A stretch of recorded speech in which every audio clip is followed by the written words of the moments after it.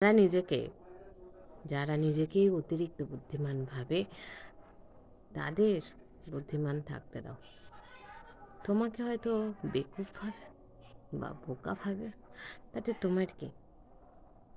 তোমার খারাপ সময়গুলো মনে করো, খারাপ সময়গুলো তুমি কিন্তু একা অতিবাহিত করেছো, কারো সাহায্য ছাড়া এগিয়েছো নিজের মনের সাহস নিয়ে। তোমার ক্রাইসিস কেউ দেখে হেসেছে, পাশে এসে দাঁড়ায়নি, খবর নেয়নি, বরং পিন করে কেটে কথা বলেছে।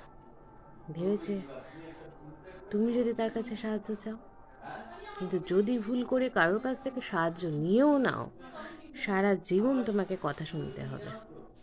কারোর থেকে কোনো সাহায্য নয়, কারোর থেকে কোনো হেল্প নয়। নিজের ক্ষমতায়, নিজের মনের জোরে সামনের পথগুলো এগিয়ে যাও।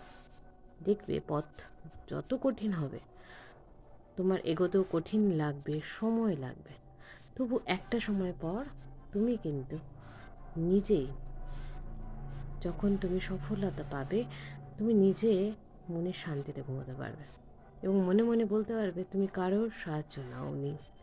এটাই তোমার লাইফে হবে বড় স্যাটিসফ্যাকশন, বড় চাওয়া, বড় পাওয়া, যে তুমি অনেক চেষ্টা করে যেখানে সফলতা পাওনি, তুমি অনেকের কাছ থেকে সাহায্য চেয়েছিলে, কিন্তু যখন তুমি তোমার নিজের পথ নিজের চেষ্টাতে অর্জন করেছো, সেখানে আত্মসম্মানটা থাকবে অনেক বেশি।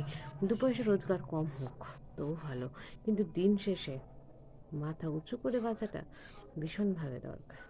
ভালো থেকো প্রত্যেকে। হ্যাপি